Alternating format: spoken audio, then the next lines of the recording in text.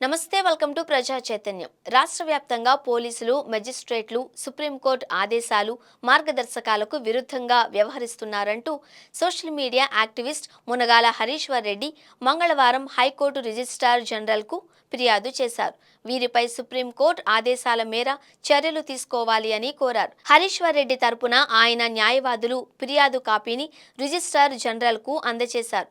Police అధికారులు అలాగే మెజిస్ట్రేట్లు supreme court మార్గదర్శకాలను ధిక్కరించి 7 ఏళ్లలోపు శిక్ష పడే నేరాలలోనూ నిందితులను అరెస్టు చేసి రిమాండ్కు పంపుతున్నారు అని హరీశ్వర్ రెడ్డి తన ఫిర్యాదులో పేర్కొన్నారు.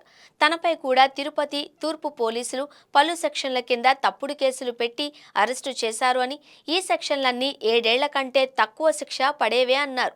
Arnesh Kumar versus state of Bihar కేసులో సుప్రీంకోర్టు ఇచ్చిన మార్గదర్శకాలకు విరుద్ధంగా పోలీసులు తనను అరెస్టు చేశారు అని తెలిపారు. మ్యాజిస్ట్రేట్ ముందు హాజరు పరచగా మ్యాజిస్ట్రేట్ తగిన కారణాలను వెల్లడించకుండా యాంత్రికంగా తనను రిమాండ్కు పంపారు అని హరీశ్వర్ రెడ్డి పేర్కొన్నారు. సుప్రీంకోర్టు మార్గదర్శకాలను కనీస స్థాయిలో కూడా పరిగణనలోనికి తీసుకోలేదు అన్నారు. తమ ఆదేశాల అమలును హైకోర్టులు పర్యవేక్షించాలి అని సుప్రీంకోర్టు చెప్పింది. తాను కేంద్ర కారాగారంలో ఉన్నప్పుడు ఇలాంటి కేసులు ఎన్నో జరిగినట్లు తెలిసింది అని హరీశ్వర్ రెడ్డి పేర్కొన్నారు. సుప్రీం ఆదేశాలు, మార్గదర్శకాలకు విరుద్ధంగా పోలీసులు పలువురిని అరెస్టు చేసినట్లు తన దృష్టికి వచ్చింది అని తెలిపారు. తమ మార్గదర్శకాల అమలును దేశంలోని అన్ని హైకోర్టులు పర్యవేక్షించాలి అని, వాటిని ఉల్లంఘించిన వారిపై చర్యలు తీసుకోవాలి అని, సంతేందర్ కుమార్ అంటిల్ వర్సెస్ సిబిఐ కేసులో సుప్రీంకోర్టు చాలా స్పష్టమైన ఆదేశాలు ఇచ్చింది అని గుర్తు చేశారు.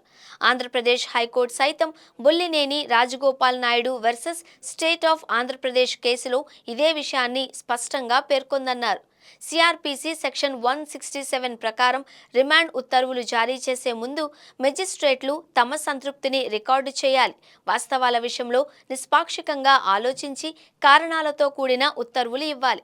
దీనికి విరుద్ధంగా ఎవరు వ్యవహరించినా తీవ్రంగా పరిగణిస్తాం.